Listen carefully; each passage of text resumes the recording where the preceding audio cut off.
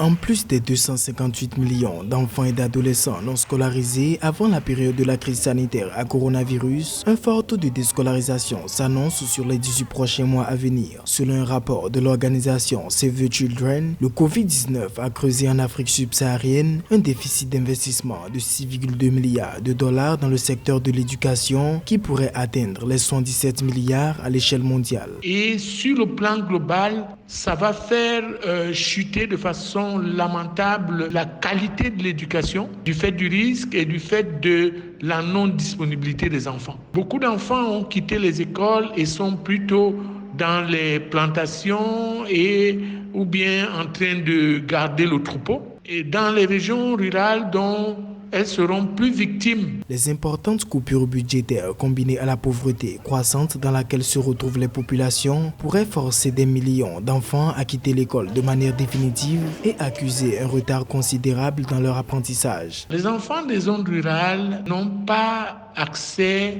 et n'auront pas accès à l'électricité et à la connexion qui leur permet de suivre des cours en ligne. Et lorsqu'ils ne pourront pas aller à l'école, on va plutôt former une armée de nouveaux analphabètes. Et les pays doivent faire beaucoup d'efforts pour vulgariser l'énergie électrique. Il faudra reformer complètement le corps enseignant. Malgré la réouverture de certaines écoles, la récession causée par les effets de la pandémie crée une situation de vulnérabilité, plongeant 9 pays d'Afrique sur 12 dans un risque extrêmement élevé de ne pas voir les enfants retourner en classe après la levée des restrictions. Situation qui pourrait conduire à un accroissement du marché du travail.